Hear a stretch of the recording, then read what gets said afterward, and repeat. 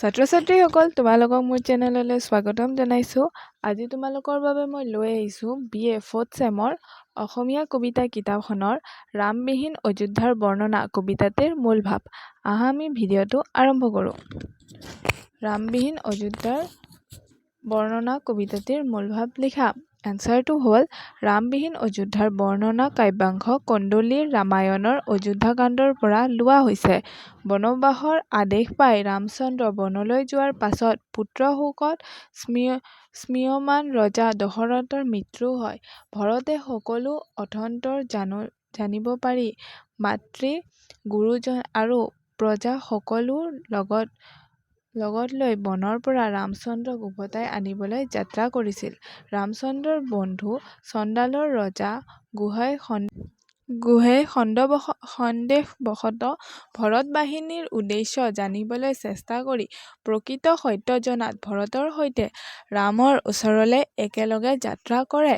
কিন্তু ৰামচন্দ্ৰই পিতৃসত্য পালন নকৰাকৈ ভৰত আৰু মাতৃগণৰ অনুৰোধত অযোধ্যালৈ ঘূৰি আহিবলৈ অমান্তি হোৱাত উপায়ন্তৰ হৈ ভৰতে ৰামচন্দ্ৰৰ খড়মযোৰকে ৰামৰ প্ৰতিনিধি হিচাপে লৈ অযোধ্যালৈ প্ৰত্যাগমন কৰে।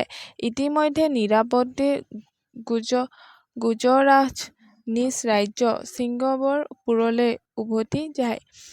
ৰাম দশৰথবিহীন অযোধ্যা নগৰীখন দূৰৰ পৰাই দেখি ভৰতৰ মনত বিৰহ বেদনাৰ যি শোকাগ্নি জ্বলি উঠিল, তাৰ প্ৰকাশ উক্ত কবিতাটোত স্মৰণস্পৰ্শীভাৱে কন্দলীয়ে দাঙি ধৰিছে। কাব্যাংশৰ মাজেদি ভৰতৰ চাৰিত্ৰিক সত্যতা, ভাতৃপ্ৰেম, স্বদেশপ্ৰেম তথা মাতৃ কৈকেয়ীৰ প্ৰতি ক্ষোভৰ আভাসো পৰিষ্কাৰ ফুটি উঠা দেখা যায়। মন্ত্ৰী সুমন্ত্ৰৰ সৈতে একেলগে অযোধ্যালৈ উভতি আহি থকা ভৰতে মনৰ কথা সুমন্ত্ৰৰ আগত কৈ গৈছে। অযোধ্যাৰ প্ৰজা ৰামৰ দোষত স্পৃহমান তেনেহেন যুৱৰাজৰ বনবাসত সমগ্ৰ প্ৰজাৰ মনত বিৰহৰ অগ্নি দপদপকৈ জ্বলিছে। সদা ব্যস্ত কৰ্মৰত প্ৰজাৰ অনুপস্থিতিত অযোধ্যাৰ বাটপথ যেন জনশূন্য হৈ পৰিছে। চন্দ্ৰ আৰু সূৰ্যৰ অবিহনে দিন ৰাতি শোভা নথকাৰ দৰে প্ৰজাহীন অযোধ্যা নগৰী মলিন হৈ পৰিছে। এগৰাকী প্ৰজাৰ আৰু সৎহৃদয়ৰ গৰাকী হোৱাৰ বাবে ভৰতে অযোধ্যাবাসীৰ দোষৰ উমান পাইছে। এই কথাত ভৰতৰ চৰিত্ৰৰ সততা আৰু মহত্বৰ উমান পোৱা যায়। পূৰ্বপুৰুষ তথা দশৰথ, ৰামচন্দ্ৰ আদিৰ যোগেদি অযোধ্যাৰ যশ কীৰ্তি তিনিও লোকতে বিয়পি পৰিছে। তেনে এখন নগৰী আজি ৰাম দশৰথৰ অবৰ্তমানৰ বাবে শ্মশানৰ দৰে হৈ পৰিছে। জনহীন হাট এখনৰ দৰে অযোধ্যাত শূন্যতা বিৰাজ কৰিছে। মাতৃ কৈকেয়ীক সমস্ত ঘটনাৰ বাবে দোষী সাব্যস্ত কৰি ভৰতে ক্ষোভ উজাৰিছে। মাতৃ কৈকেয়ীৰ মনত ৰামৰ প্ৰতি থকা ঈৰ্ষা জুইত গোটেই অযোধ্যাতে যেন জুই লাগিল। সেই জুইত অযোধ্যা যেন শ্মশানলৈ ৰূপান্তৰ হ'ল। পিতৃৰ চিতা জ্বলি বিৰহত প্ৰজাসকল ছটফটাই থাকিল। সেই জুইত প্ৰজাসকল পুৰি গোটেই নগৰীখনেই এখন পোৰাথলীলৈ ৰূপান্তৰ হ'ল। কাব্যাংশত ব্যৱহৃত শ্মশান-শাল, শূন্যস্থলী, পোৰাস্থলী আদি শব্দসমূহে এক কৰুণ ট্ৰেজিক ৰস সৃষ্টি কৰাৰ লগতে গভীৰ বেদনাৰ সৃষ্টি কৰিছে।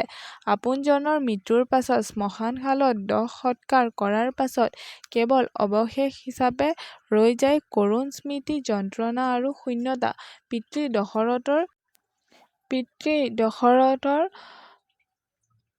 চিতাৰ জুইত হৃদয়ৰ মাৰ নৈ যোৱাতেই বনবাসী ৰামৰ সৈতে বিচ্ছেদৰ যন্ত্ৰণাৰ জুইকুৰা ভৰতৰ মনত দপদপাই জ্বলি উঠিল। অযোধ্যালৈ উভতি আহি নগৰখনো শ্মশানশাল যেনহে লাগিল। চাৰিওফালে কেৱল ৰাম দশৰথৰ স্মৃতি। তেনেদৰে পোৰাস্থলী আৰু শূন্যস্থলীৰ বেদনাও আপোন বস্তু সকলো পুৰি শেষ হৈ যোৱাৰ পাছত নিঃসংগ হোৱা ছবি এখনি মনলৈ লৈ আহে। কবি কন্দলীৰ বৰ্ণনাশক্তি তথা প্ৰতিভাৰ এক উজ্জ্বল নিদৰ্শন। অযোধ্যাৰ এনে দুৰ্দশাৰ বাবে ভৰতে মাতৃ কৈকেয়ীক দোষী সাব্যস্ত কৰি মোহান্ধ হোৱাৰ বিপৰীতে পৰিয়াল তথা ৰাজ্যৰ প্ৰতি দায়িত্বশীল হোৱাহে দেখা যায়। ভৰতৰ চৰিত্ৰৰ এই মহত্ব কাব্যাংশত প্ৰোজ্বল হৈ উঠিছে। কৈকেয়ী মায়ে ভৈলা প্ৰচণ্ড অগ্নি, অযোধ্যা নদীত ভৈল দশৰথৰ জল, কৈকেয়ীয়ে ৰবি জালে সুশীল সকল। অযোধ্যাৰূপী নদীত দশৰথ হৈছে জল, কৈকেয়ী ৰবিয়ে প্ৰচণ্ড তাপেৰে সেই জল সকলো শুহি পেলালে। প্ৰজাৰূপী মাছ কাছ আদিয়ে পানী শোহাত ৰ'দৰ প্ৰচণ্ড তাপত ছটফটাই মৰিব ধৰিছে। ইয়াৰ যোগেদি কৈকেয়ীৰ নিষ্ঠুৰতা, ৰজা দশৰথৰ অসহায় অৱস্থা আৰু ৰামমুখী প্ৰজাসকলৰ প্ৰেম আৰু যন্ত্ৰণাৰ ছবি এখনি প্ৰকাশ পাইছে।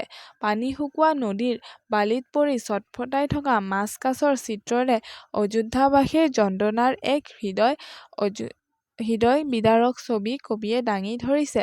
অযোধ্যাৰ এনেহেন দুখ দুৰ্দশা দেখি শোকত বিস্ময়মান ভৰতক বন্ধু বান্ধৱেও সান্ত্বনা দিব নোৱাৰিলে। বিস্ময় হৈ প্ৰজাসকলে নিজৰ নিজৰ ঘৰলে গুচি গ'ল।